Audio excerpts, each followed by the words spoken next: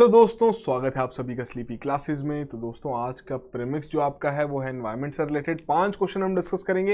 And particularly जो आपकी theme है आज की वो है एनवायरमेंटल पोल्यूशन। एंड सिंस आपको पता ही है, अगर आप पुराने पेपर्स देख रहे हैं, कि एनवायरमेंट बहुत ही एक इंपॉर्टेंट सेगमेंट बन चुका है आपके प्रीलिम्स एग्जामिनेशन का। एक डिसाइडिंग फैक्टर का रोल प्ले करता है कि आप कट ऑफ के उस पार हैं उस पार। देखते हैं क्या लेवल है आपकी प्रिपरेशन का। शुरुआत करते हैं आज के प्रीमिक्स की पहले क्वेश्चन के साथ, जहां पर आपको यहाँ पर कुछ स्टेटमेंट्स दी गई हैं, 4 स्टेटमेंट्स दी गई हैं, बतानी है इनमें से कौन कौन सी यहाँ पर करेक्ट हैं, और उसी के चलते 4 कोड्स आपको यहाँ प्रोवाइड किए गए हैं। पहले में कह रहे हैं कार्बन मोनोऑक्साइड के बारे में, लॉन्ग लिव्ड पॉल्यूटेंट बताया गया है पहली स्टेटमेंट में।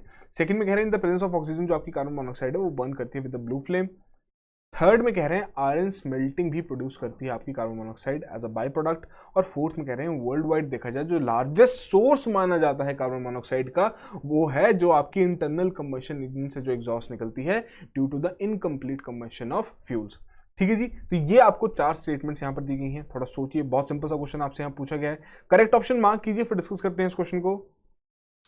तो देखिए, यहां जो पहली स्टेटमेंट में बात हो रही है कार्बन मोनोऑक्साइड के बारे में, क्वेश्चन ही पूरा कार्बन मोनोऑक्साइड पे है, तो ये आपका शॉर्ट लिव्ड नहीं माना जाता, ये आपका शॉर्ट लिव्ड पॉल्यूटेंट माना जाता है, ना कि लॉन्ग लिव्ड। ठीक है जी। सेकंड में जो कह रहे हैं कि in the presence of oxygen, बिल्कुल सही बताया गया है, ब्लू फ्लेम के आधार पर ये बर्न करती है। और जो आयरन स्मेल्टिंग है उसका भी एक बाई प्रोडक्ट रहता है कार्बन मोनोऑक्साइड। बट जो फोर्थ में आपकी बात की गई है कि वर्ल्ड वाइड सबसे बड़ा सोर्स ये है, तो नहीं, ये आपका नेचुरली भी पाया जाता है, जो कि सबसे बड़ा सोर्स है यहाँ पर। तो यहाँ आपको 4 स्टेटमेंट्स दी गई थी, सेकंड और थर्ड जिसमें से आपकी करेक्ट है, तो उसी के आधार पर बी ऑप्शन यहाँ करेक्ट ऑप्शन है। तो क्या क्या चीजें डिस्कस करनी है देख लेते हैं। कि कार्बन मोनोऑक्साइड के बारे में बात कर लें तो थोड़ी बहुत और चीजें हैं। कलरलेस होगी, odourless, tasteless, highly toxic gas मानी जाती है, और ये एयर से थोड़ी ज्यादा डेंस रहती है। ठीक है जी। शॉर्ट लिव्ड इसे माना जाता है, कुछ ही महीनों तक ये सर्वाइव कर पाती है एटमॉस्फेयर में। और साथ के साथ किस तरीके से ये आपकी प्रोड्यूस होती है, क्या इसके सोर्सेज हैं, वो आपको यहाँ पर बताए गए हैं। जो आपसे मेन क्वेश्चन स्टेटमेंट रखी गई थी, फोर्थ स्टेटमेंट, सबसे बड़ा सोर्स क्या माना जाता है कार्बन मोनोऑक्साइड का, तो वो आपका नेचुरली ओरिजिन में माना जाता है due to the photochemical reactions जो कि आपकी ट्रोपोस्फेयर में होती हैं। उसके अलावा वोल्केनोज हो गए, फॉरेस्ट फायर्स होगी, या किसी भी बाकी तरीके की जो कंबशंस होंगे, वहाँ से भी आपकी ये प्रोड्यूस की जाती है कार्बन मोनोऑक्साइड। तो इंपॉर्टेंट है एग्जाम पॉइंट ऑफ व्यू से कि आपको इन सभी चीज़ों के बारे में पता हो। सोर्सेज के बारे में खासकर क्वेश्चन डायरेक्टली इस तरीके से भी पूछ लिया जाता है कि आपको सोर्सेज के नाम दिए गए हों, आपसे पूछा जाएगा बताइए कौन कौन से सोर्सेज आपके रहेंगे कार्बन मोनोऑक्साइड के। ठीक है जी। तो आई होप आपने इस क्वेश्चन को करेक्टली मार्क किया हो। अगले क्वेश्चन की ओर बढ़ते हैं। सेकंड क्वेश्चन, बात हो रही है फ्लाई ऐश के बारे में। दी गई है यहाँ पर 4 स्टेटमेंट्स, आपको बतानी है इनमें से कौन कौन सी यहाँ पर इनकरेक्ट हैं। 4 कोड्स उसके लिए प्रोवाइड किए गए हैं। पहले में कह रहे हैं जो आपकी फ्लाई ऐश है वो अफेक्ट करती है वेजिटेशन को as a result of its direct deposition on the leaf surfaces. Second में कह रहे हैं जो आपकी फ्लाई ऐश यूटिलाइजेशन पॉलिसी है, जो कि ministry of environment forest and climate change द्वारा लागू की गई है, कि ऑप्शनल रखा गया है पावर प्लांट्स को कि वो अपनी ऐश फ्री ऑफ कॉस्ट दे सकते हैं to the users within 300 kilometre radius. Third में कह रहे हैं जो आपकी फ्लाई ऐश है वो इंक्रीज भी कर सकती है क्रॉप यील्ड को, साथ साथ जो लैंड की वाटर होल्डिंग कैपेसिटी है उसे भी वो एनहांस कर सकती है। और फोर्थ में कह रहे हैं ऑप्टिमम यूटिलाइजेशन के लिए, आपकी फ्लाई ऐश की सबसे ज़्यादा ऑप्टिमम यूटिलाइजेशन हो, तो उसलिए जो जीएसटी रेट्स हैं आपके फ्लाई ऐश या उनके प्रोडक्ट्स पे वो रिड्यूस कर दिए गए हैं टू 12%। तो यहाँ आपको 4 स्टेटमेंट दी गई हैं फ्लाई ऐश से रिलेटेड। थोड़ा सोचिए इसके बारे में। इनकरेक्ट स्टेटमेंट आपको यहाँ पर बतानी है कौन सी है, तो अपने कोड्स को यूज करते हुए करेक्ट ऑप्शन यहां पर मार्क कीजिए, फिर डिस्कस करते हैं इस क्वेश्चन को। तो देखिए, अगर आपका बार बार ये सेकंड स्टेटमेंट के बारे में कह रहे हैं तो कहीं ना कहीं आप समझ सकते हैं कि सेकंड स्टेटमेंट में कुछ ना कुछ तो दिक्कत है ही। ठीक है जी। उसके अलावा जो आपकी फर्स्ट और फोर्थ स्टेटमेंट है, अब उसमें देखें तो बिल्कुल करेक्टली बताया गया है कि अगर आपकी ये नेचुरली डिपॉजिट होती है लीफ सरफेस पे या हम लैंड पे भी कंसिडर करें, तो कहीं ना कहीं इसका काफ़ी बुरा इफेक्ट रहता है। बट अगर इसे आपका यूज़ किया जाए सॉइल में, ठीक है जी, एक प्रोपोर्शनेट मिक्सचर वहाँ पर तैयार किया जाए और फिर उसे यूज़ किया जाए, तो ये काफ़ी ज़्यादा क्रॉप यील्ड भी बढ़ाती है, साथ साथ जो वाटर होल्डिंग कैपेसिटी रहती है लैंड की उसे भी वो बढ़ाती है। ठीक है जी। तो थर्ड स्टेटमेंट तो यहाँ पर आपकी करेक्ट है। उसके अलावा बची फोर्थ, तो फोर्थ में जो ये फैक्ट है ये आपका 5% पर यहाँ पर रिड्यूस कर दिया गया है जितने भी इस तरीके की फ्लाई ऐश है उससे रिलेटेड जो प्रोडक्ट्स हैं। ठीक है जी। तो ये यहाँ पर आपकी कौन सी स्टेटमेंट इनकरेक्ट हुई, सेकंड और फोर्थ। सेकंड में क्या दिक्कत है कि जो ये यूटिलाइजेशन पॉलिसी की बात की गई है, फ्लाई ऐश यूटिलाइजेशन पॉलिसी, तो इसमें ऑप्शनल नहीं रखा है, मैंडेटरी कर दिया गया है इन पावर प्लांट्स को कि उन्हें अपनी जो फ्लाई ऐश है वो फ्री ऑफ कॉस्ट वहां पर यूजर्स को देनी है with in the 300 kilometre radius.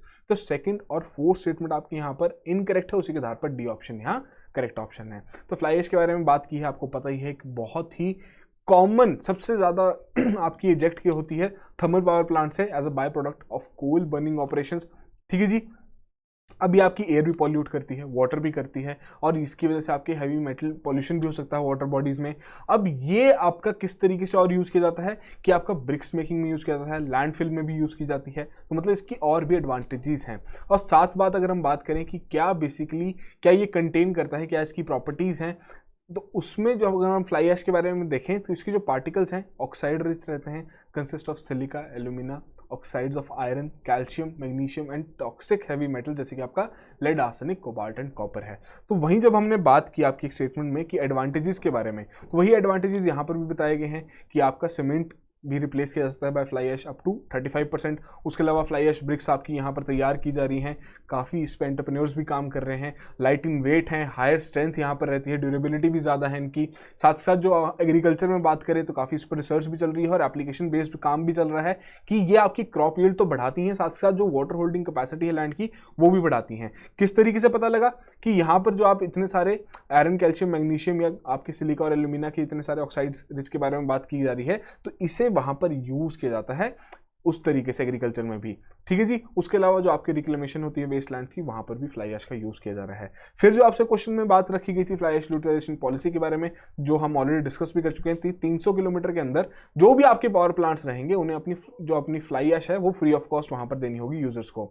साथ के साथ जितनी भी आपकी सीमेंट इंडस्ट्रीज हैं within the radius of 300 kilometre of a coal और lignite based thermal power plant, तो उन्हें भी वहां पर फ्लाई ऐश यूज करनी है for the manufacturing of cement as per the specification जो कि बीआईएस द्वारा वहां पर जारी किए गए हैं। उसके बाद optimum utilisation of fly ash, जो हमने जीएसटी रेट्स के बारे में बात की, तो वो भी आपको यहाँ पर मेंशन कर दिया गया है। और इससे इंपॉर्टेंट जितने भी आपके इंपॉर्टेंट पॉइंट्स हैं वो यहाँ पर बता दिए, जैसे कि आश ट्रैक हो गया। ठीक है जी। एक यहाँ पर मोबाइल बेस्ड एप्लीकेशन यहाँ पर यूज की जा रही है, लॉन्च की गई है सरकार द्वारा। फिर उसके अलावा एक वेब पोर्टल आपका लॉन्च किया गया for the monitoring of fly ash generation and utilisation data of thermal power plants. तो ये सभी चीजें इसलिए की जा रही है ताकि जो फ्लाई ऐश एक बहुत ही कॉमन बाई प्रोडक्ट है उसका सबसे ज्यादा यूटिलाइज यहां पर किया जा सके। ठीक है जी। तो important exam point of view से टॉपिक आपके लिए, आई होप आपने इसको करेक्टली मार्क किया हो। अगले क्वेश्चन की ओर बढ़ते हैं।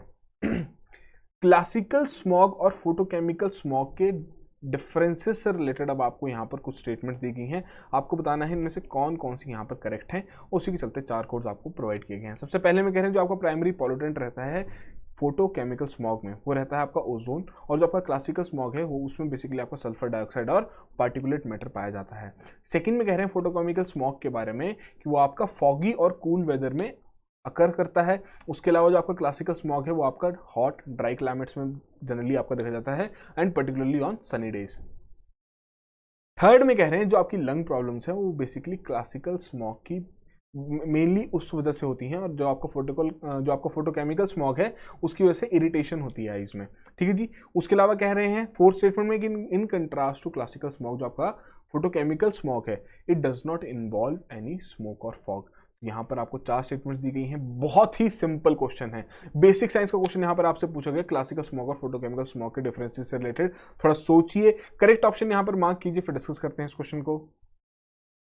तो यहाँ पर आपकी करेक्ट ऑप्शन है first, third and fourth only, कि सेकंड में जो बात हो रही है फोटोकेमिकल स्मॉग के बारे में। तो फोटोकेमिकल स्मॉग बेसिकली आपका हॉट ड्राई क्लाइमेट्स में पाया जाता है, पर्टिकुलरली ऑन सनी डेज। वहीं जो आपका क्लासिकल स्मॉग है, ठीक है जी, तो वो आपका बेसिकली फॉगी और कूल वेदर में पाया जाता है। तो बेसिक सा डिफरेंस अगर हम इसका देख लें, क्या क्या चीज़ें यहाँ पर मेंशन की गई हैं, यहाँ पर आपके लिए चार्ट पूरा तैयार किया गया है, टेबल तैयार किया गया है, जिसमें आप इजीली बता सकते हैं कि क्या बेसिक सा डिफरेंस है इन दोनों के बीच में। तो वहीं से आपका जो फोटोकेमिकल स्मॉग है उसे हम लॉस एंजलिस स्मॉग भी कहते हैं, और वहीं से आपको जो क्लासिकल स्मॉग है वो आपका लंदन स्मॉग के नाम से भी जाना जाता है। ठीक है जी। तो बेसिक सा डिफरेंस वही है कि क्या बेसिक से इनके जो प्रॉपर्टीज हैं, सल्फर डाइऑक्साइड यहाँ पर पाए जाते हैं, फिर आपके पर्टिकुलर मैटर भी होता है इसमें जो कि फ्यूल कंबशन से आता है। फिर उसकी वजह से आपका जो फोटोकेमिकल स्मॉग रहेगा वो किस तरीके से बनेगा कि जो फोटोकेमिकल रिएक्शन होगी आपकी सनलाइट के अंदर नाइट्रोजन ऑक्साइड्स एंड हाइड्रोकार्बन जो कि आपके प्रोड्यूस किए जाते हैं ऑटोमोबाइल्स और फैक्ट्रीज द्वारा। ठीक है जी। तो ये बेसिक डिफरेंस है जो कि आपको पता होने जरूरी है। काफी सिंपल सा क्वेश्चन था। अगले क्वेश्चन की ओर बढ़ते हैं, फोर्थ क्वेश्चन, कि रिसेंटली कह रहे हैं ग्लोबल एजेंसी है जिन्होंने इशू किए हैं नए guidelines for recommending lower air quality levels for the 6 pollutants including PM2.5, PM10 ozone, nitrogen dioxide, sulphur dioxide and carbon monoxide.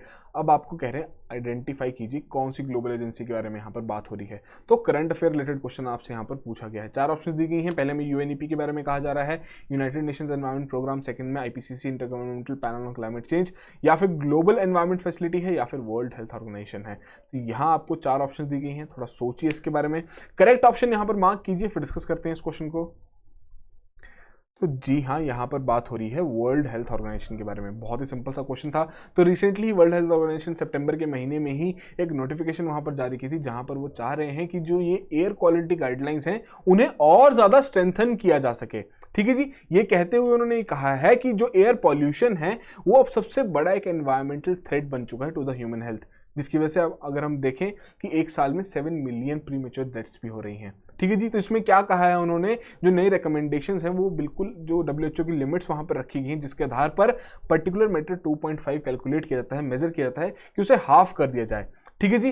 कि जो बेसिकली PM 2.5 का मतलब क्या रहेगा कि जितने भी आपका पर्टिकुलर मैटर जिसका size smaller than the 2.5 micrometres और less than 1/13 of the width of the human hair, तो बेसिकली ये यहाँ पर स्टैंडर्ड रखा जाता है।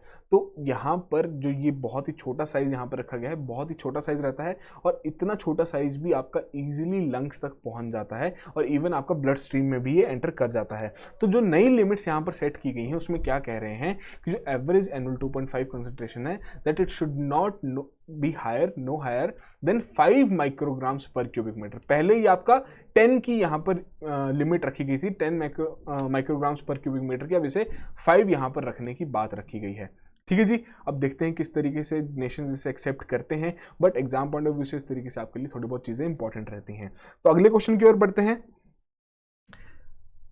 5th question, Bharat stage norm से रिलेटेड। अब आपको यहाँ पर कुछ स्टेटमेंट दी गई हैं, आपको बताना है इनमें से कौन कौन सी स्टेटमेंट्स यहाँ पर आपकी करेक्ट हैं। 4 कोड्स आपको प्रोवाइड किए गए हैं। पहले में कह रहे हैं सिलेक्टिव कैटालिटिक रिडक्शन टेक्नोलॉजी के बारे में, कि रिड्यूस करती है nitrogen oxides by injecting in aqueous solution of having ammonia. ठीक है जी। सेकंड में कह रहे हैं जनार्दन मिश्रा कमेटी के बारे में कि उन्होंने रिकमेंडेशंस दी थी on the auto fuel vision policy of 2025। Third में कह रहे हैं कि जो आपका BS4 नॉर्म्स हैं, कि जो आपका BS4 फ्यूल है वो कंटेन करता है 50 पार्ट्स पर मिलियन सल्फर, और जो आपका BS5 ग्रेड फ्यूल है वो आपका सिर्फ 10 ppm सल्फर वहाँ पर उसके अंदर रहता है। उसके अलावा फोर्थ में क्या कह रहे हैं कि जो आपका BS6 रहेगा, ठीक है जी, कि वो उसमें आपके ऑन बोर्ड डायग्नोस्टिक्स भी मैंडेटरी किए गए हैं सभी व्हीकल्स के लिए। ठीक है जी। तो ये आपको 4 स्टेटमेंट्स दी गई हैं जो हमारे भारत स्टेज नॉर्म्स हैं उसी से रिलेटेड। थोड़ा सोचिए इसके बारे में। करेक्ट ऑप्शन यहाँ पर आपको बतानी है, करेक्ट ऑप्शन मार्क कीजिए, फिर डिस्कस करते हैं इस क्वेश्चन को। तो देखिए यहाँ पर आपकी करेक्ट ऑप्शंस कौन कौन सी हैं, first, third and fourth only, कि आपकी जनार्दन मिश्रा कमेटी नहीं है या आपकी कोई और कमेटी है। डिस्कस कर लेते हैं अभी इस क्वेश्चन को पूरा डिटेल में। कि पहली बात तो selective catalytic reduction technology, BS6 जो आपके व्हीकल्स रहेंगे उनमें ये आपकी टेक्नोलॉजी यूज़ की जाती है, जिसके चलते जो आपके नाइट्रोजन ऑक्साइड्स हैं उन्हें रिड्यूस किया जाता है, जहां पर एक्विस सॉल्यूशन आपका अमोनिया का इंजेक्ट किया जाता है, जिसके चलते वो उसे सोक कर लेता है। ठीक है जी। तो ये आपका इंजन एग्जॉस्ट में ही फिक्स किया जाता है। उसके अलावा जो कमेटी के बारे में बात की जाती थी, सौमित्रा चौधरी की कमेटी थी 2014 में, जिन्होंने रिकमेंडेशंस दी थी on the auto fuel vision policy 2025 की, जिसमें उन्होंने रिकमेंड किया था कि इस तरीके से टाइमलाइन रहनी चाहिए जिसके आधार पर ये सभी स्टैंडर्ड्स वहां पर इंप्लीमेंट किए जाएं। बट ये जो आपका BS6 के जो स्टैंडर्ड्स हैं वो आपके एडवांस कर दिए गए हैं, 2020 से ही लागू किए जा चुके हैं। ठीक है जी। अब जो बेसिक सा डिफरेंस रहता भी है और क्वेश्चन के तौर पर पूछा भी जाता है कि क्या डिफरेंस है BS4 और BS6 के बीच में। अगर आपसे पूछा जाए कि बताइए BS5 यहाँ पर कहाँ गया, तो यहाँ पर इंडिया ने BS5 आपका स्किप कर दिया है। ठीक है जी। तो ये बेसिक सा डिफरेंस है कि कितना सल्फर वहाँ पर एमिट होगा, नाइट्रोजन ऑक्साइड्स क्या रहेंगे, पर्टिकुलर मैटर कितना एमिट करेगा। तो कंसिडरेबली देखा जाए तो काफ़ी ज़्यादा एफिशिएंट यहाँ पर BS6 सिस्टम यहाँ पर तैयार किया गया है। ठीक है जी। वहीं आपसे जो ऑनबोर्ड डायग्नोस्टिक्स के बारे में बात की गई थी कि बेसिकली यहाँ पर ये जितने BS6 व्हीकल्स रहेंगे वहाँ पर ये आपका मैंडेटरी किया गया है सभी व्हीकल्स के लिए, जो कि इन्फॉर्म करेगा व्हीकल ओनर को कि क्या स्टेटस है, किस तरीके से एमिशंस हो रहे हैं। साथ साथ जो रिपेयर टेक्नीशियन भी रहेगा उसे भी पता लग जाएगा किस तरीके से जो सिस्टम्स हैं गाड़ी के वो वहाँ पर काम कर रहे हैं। ठीक है जी। तो ये थे आज के आपके 5 क्वेश्चंस। आई होप आप में से सभी ने यहाँ पर अच्छा स्कोर किया हो, बट स्टिल जो भी आपका स्कोर रहा है कमेंट बॉक्स में जरूर मेंशन कीजिए। और इसी तरीके से जो हमने टारगेट सेट किया है प्रीलिम्स 2022 से पहले 1000 क्वेश्चंस का, तो उसे हम बिल्कुल डेफिनेटली अचीव करेंगे, थीम बाय थीम अचीव करेंगे, ताकि आपका कोई भी सेक्शन अनकवर्ड ना रहे। ठीक है जी। So that will be all the very best and have a good night.